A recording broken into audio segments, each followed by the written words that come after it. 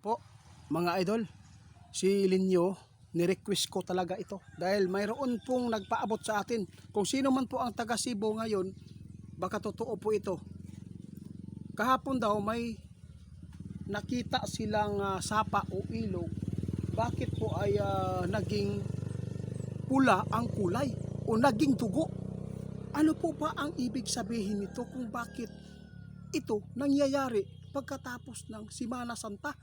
Kaya gusto nilang malaman, mga idol, kung may babala po ba talaga itong masama sa kanila doon sa lugar na yan, sa Cebu.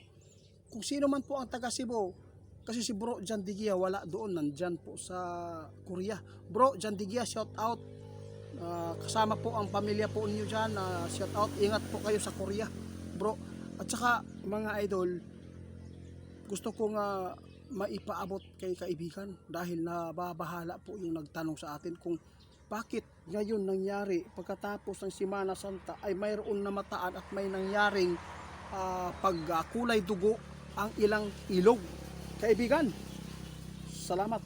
Tungkol po ito sa pagkulay dugo ba doon sa sapa ng Cebu.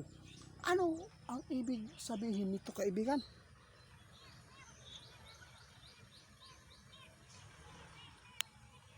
Na guys, patawad kapag yan po ang mga sign, buhay po ang nakalaan po doon, masama ang pangitain po yan, mga idol.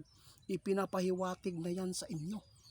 Kung hindi ito sakuna, may mga trahedya, mga idol. Taga Cebu, amping mo kay nganong diha yun, porkit po diha na itapo, porkit dyan nangyayari ay doon na mangyayari ang sakuna o malagim.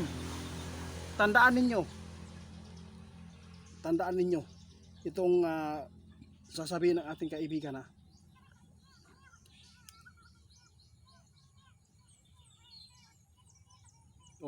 ang pagpula ng tubig dyan o kulay dugo, sign yan, mga idol.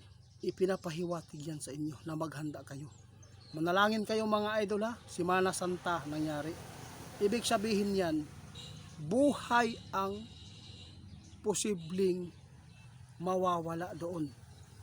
Mayroon pong nakita si kaibigan ngayon na posibleng ito ang dapat ninyong malaman.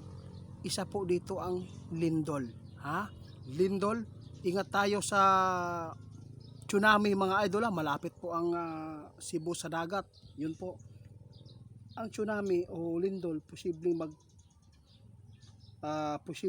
mag-cause diyan,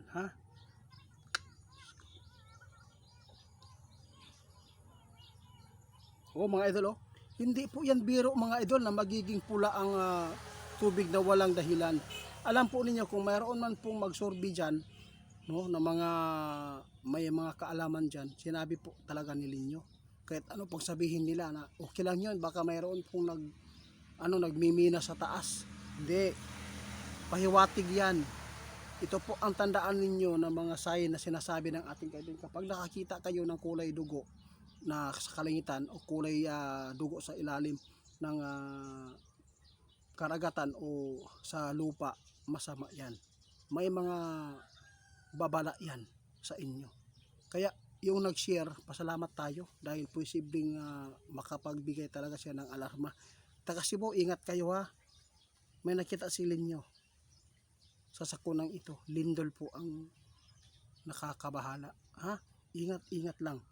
Sa lahat ng makapanood, paki-share guys, paki-report pala ni Ghost Hunter 88 Fans 2.0.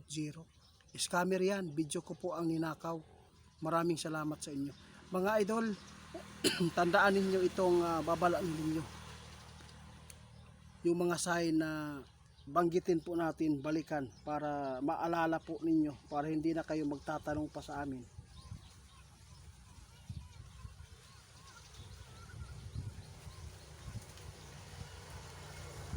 Sige kaibigan, salamat guys.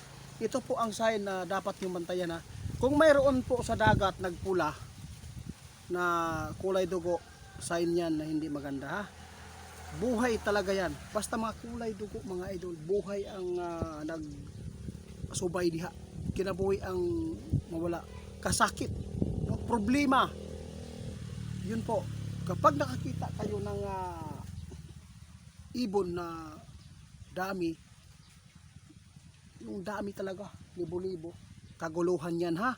Yun po. Kapag nakakita kayo ng mga isda na sobrang laki, na hindi pangkaraniwan, hindi totally nakikita ng mga mananagat.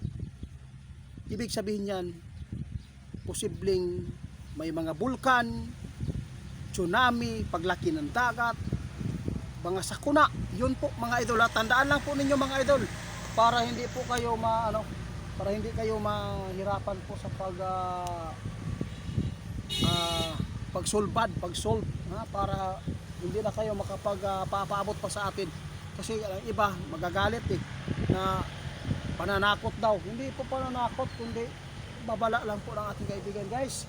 Yung mga nabanggit natin ng mga sign, yun po bantayan ninyo. Kaya mag-ingat po tayo. Sa lahat po na makapanood, paki-report ni Ghost Hunter 88 po. Mga idol paki-report po ni Ghost Hunter 88 po. Sa lahat ng mag-subscribe po sa isang account ko, Ghost Hunter 88